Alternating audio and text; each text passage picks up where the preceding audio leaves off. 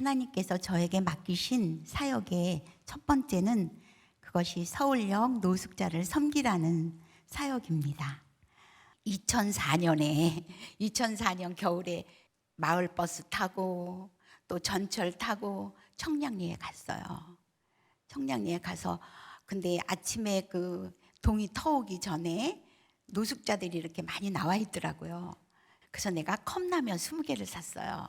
그래갖고 이제 내가 그것이 노숙자와 저의 만남의 처음 시작이에요.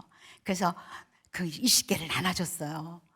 얼마나 맛있게 먹는지 내가 속으로 내일은 김치하고 또 밥을 가지고 나와야지. 그리고 집에 가서 또 막 설레이면서 김치를 이제 또 일회용 그 컵에다가 이렇게 담았어요. 그래서 그 이튿날 거기를 또 나갔어요. 청량리를. 그런데 하루 사이에 50명이 나와 있는 거예요. 이거 어떡해요? 그래서 내가 막 당황해가지고 어떡하나 이러고 있는데 그 아침에 그 넥타이 메고 그 셀러리맨들이 아유, 뭐가 필요하세요? 막 이러면서 라면을 사다 주고 물을 갖다 주고 그래서 50명이 이제 먹었어요. 그 다음 날은 또 100명이 왔어요. 이렇게 막 인원이 불어나는 거예요. 그런데 어떤 사람들이 청량리에는 그래도 바포 목사님 계시니까 서울역이 더 비참하대요. 그래서 내가 드디어 2005년 1월 달에 서울역으로 진출했어요.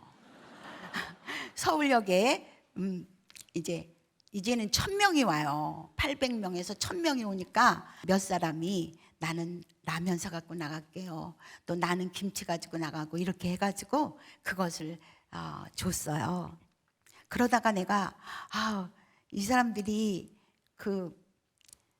라면을 먹는 게 너무 안타까워서 하나님 이 사람들이 밥을 줬으면 좋겠어요. 그랬더니 밥을 주는 거예요. 주방을 주고 그래서 밥을 주게 됐어요.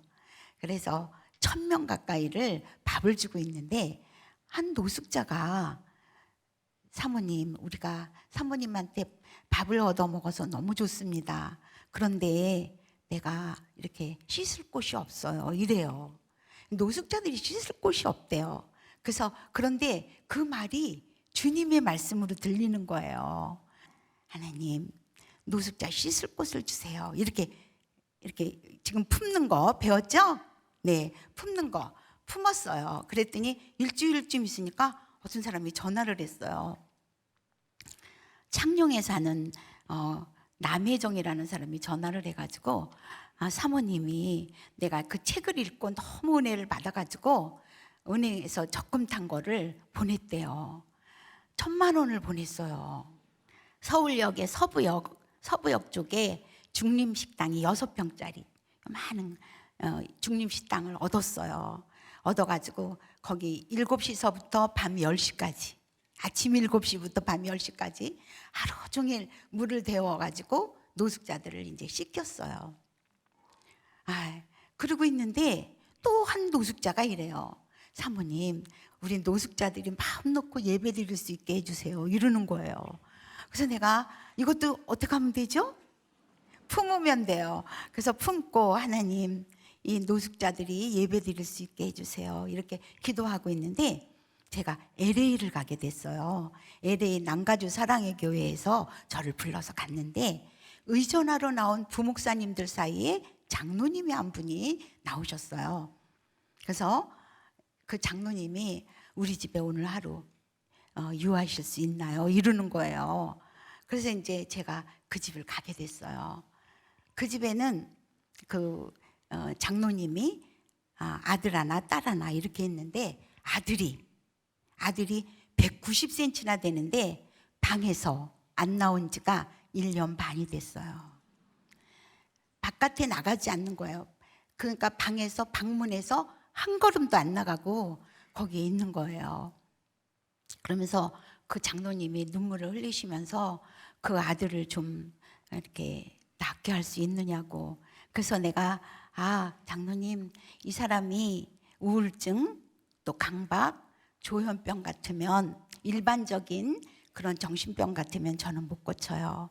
그런데 만약 다행히 악한 영에 잡혀 있다면 우리 주 예수 그리스도의 그 은혜로 이 사람을 고칠 수 있어요. 그랬더니 이 사람이 문을 열어줘요. 열어주는데 다행히 그 청년이 악한 영에 잡혀 있어요.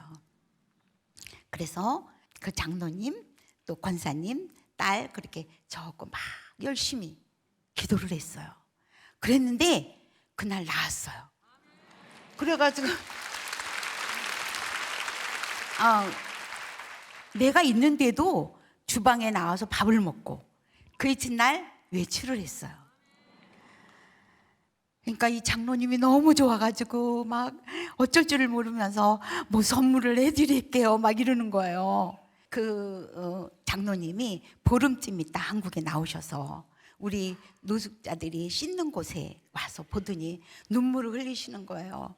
이 6평밖에 안 되는 좁디 좁은 곳에서 아침 7시부터 10시까지 정말 너무 하나님의 일을 많이 한다 이러시는 거예요. 그러면서 저에게 1억을 주셨어요. 그래서 내가 좋아가지고 막 그 부동산 아저씨한테 얘기했더니 어떤 집을 갔어요. 근데 지하가 95평이야.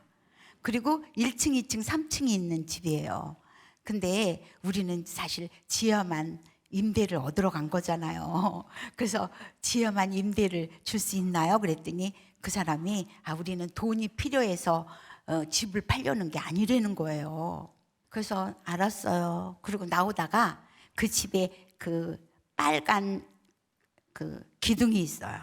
거기다 힘을 발라가지고 찜을 했어요. 찜하고 하나님 내가 5년 후에 그러니까 너무 빠른 것 같아.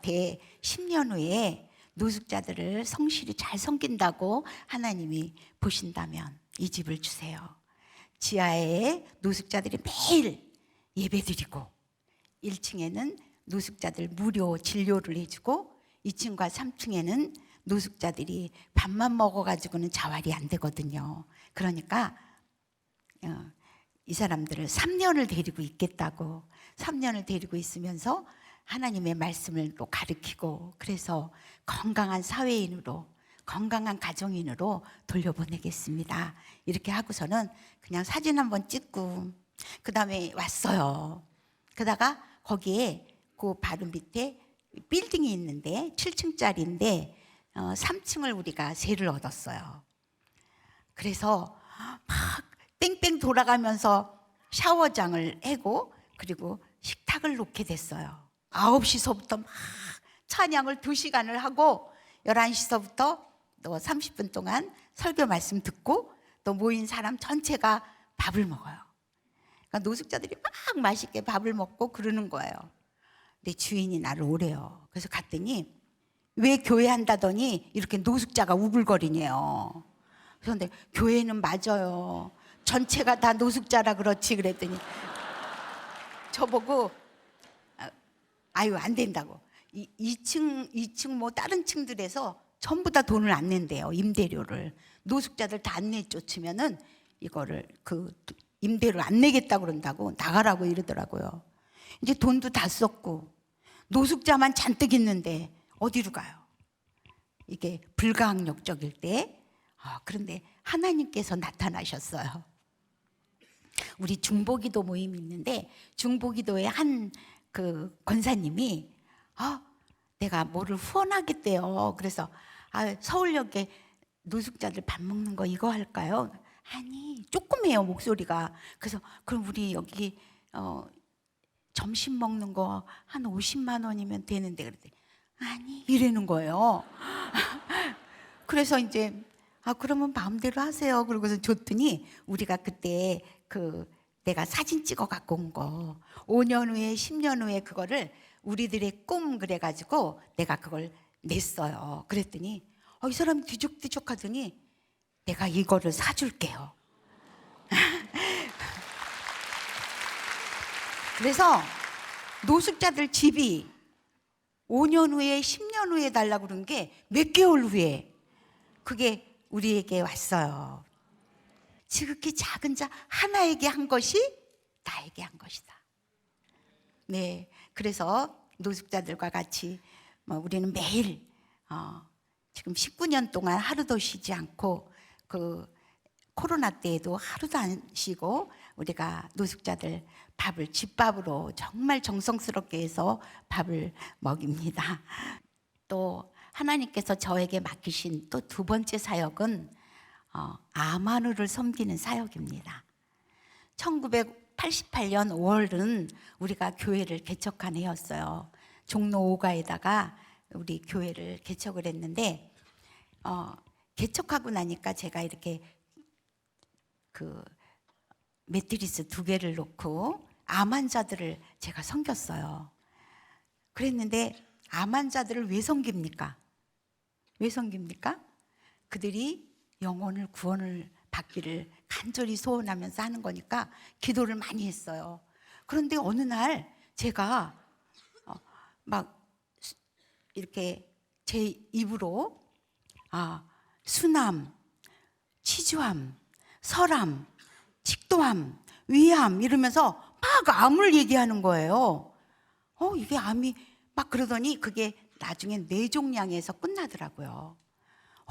이게 뭐야? 그러고선 있는데 하나님이 그때 이러는 거예요. 사람의 생명의 근원이 어디에 있느냐 이래요. 그때 내가 뭐 의사 뭐 그런 거 하나도 몰라요. 저는 몰라요. 그런데 그냥 내가 나도 모르게 피에 있습니다 이랬어요. 피의 근원은 무엇에 있느냐? 물에 있습니다. 그랬더니 내 말이 맞대요. 그러면서 물을 하나님이 주신 정말 많은 것들 중에서 이 물이 참 중요한데 물을 사람들이 오염시켜서 그래서 막 채소나 또 여러 가지 가축들이 오염이 돼가지고 우리 사람들에게 암이 왔다는 거예요. 그러면서 이 암이 창궐할 것이다. 그러면서 네가 사랑과 믿음으로 그 암 환자들을 돌봐줄 수 있겠니? 이러는 거예요. 그러면서 너에게 물이 오염되지 않은 땅을 보여주리라. 그러면서 보여주는데 내가 4년 전에 봤던 그 은혜 받았던 그 기도원하고 똑같아요. 근데 오동나무 7그루가 이렇게 서 있어요. 나 알아요. 그러고서는 그 이튿날 아침에 새벽기도 끝나자마자 거기를 갔어요. 그래서 그 기도원에 도착하자마자 이 기도원을 나한테 파세요 그랬어요. 그러니까는 그 기도원 관계자들이 뭐 어디서 미친 여자가 왔나 그러고서는 저를 내쫓았어요. 그래서 내가 이제 이렇게 내려오는데 바로 옆에 그 기도원은 219번지고 그 우리가 산 땅은 220번지예요. 220번지에 오동나무가 7그루가 쫙 서 있는 거예요. 그래서 내가 좋아서 막 뛰어들어가 가지고 그 주인 보고 이 땅을 파세요 이랬어요. 그랬더니 이 땅을 내가 사게 되면 암 환자들을 위한 무료 병원을 할 거예요. 그랬더니 그 사람이 쭉 하고 있어요. 근데 그때 이제 우리 친정 어머니가 돈을 700만 원을 준 게 있거든요. 그럼 700만 원에 우리나라가 계약금을 얼마를 걸어요? 10분의 1 걸잖아요. 그래서 제가 이 땅을 7천만 원이면 어때요? 그랬더니 주인이 굉장히 좋아하는 거예요. 나중에 알고 보니까 되게 비싸게 샀어요.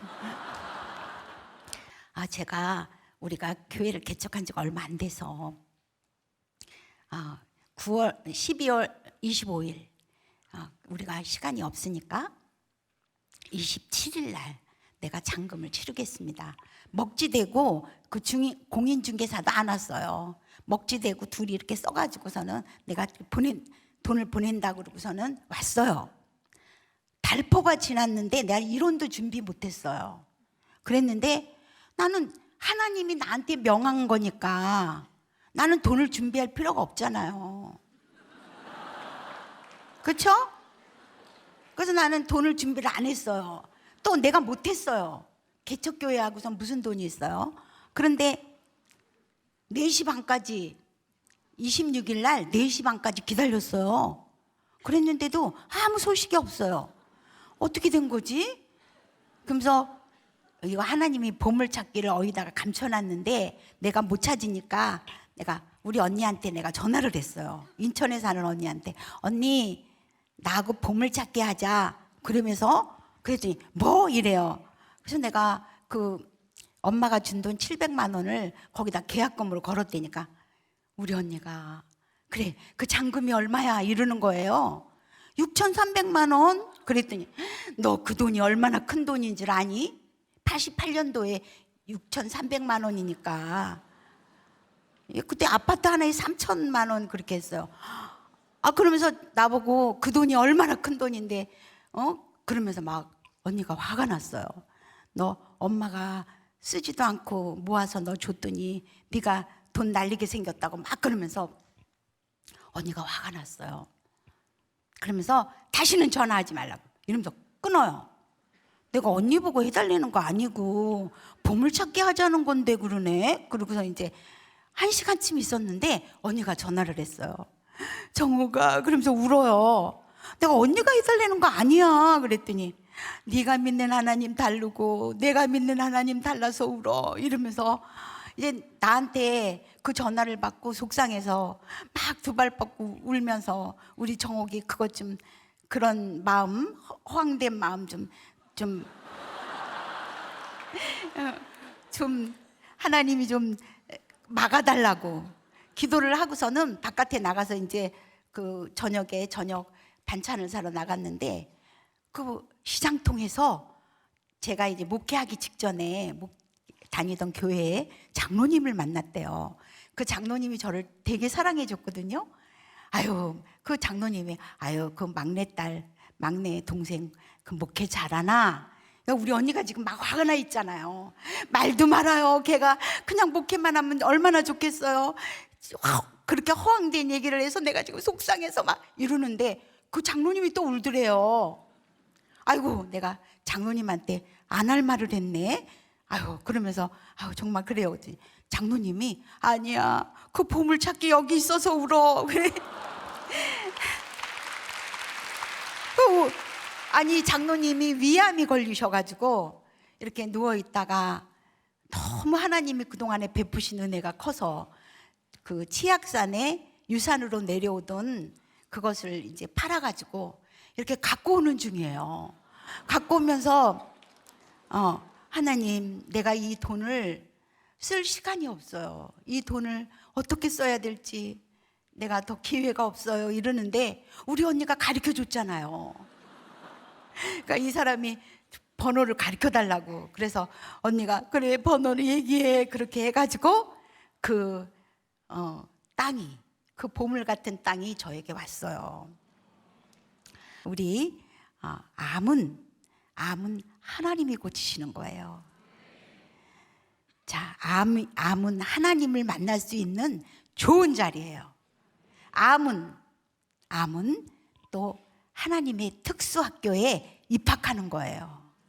그래서 거기서 낳는 사람들이 다 하나님의 동력자들로 이렇게 변하고 있어요. 그래서 우리는 비용이 무료입니다. 왜 그러냐면은 어떻게 해서든지 예수 그리스도를 영접시키기 위해서 그거에 조금이라도 사람들이 마음에 저어하는 것이 있으면 안 된다. 그래서 무료로 합니다. 그리고 우리의 저기는 전부 다 아마누들에 대한 것은 하나님의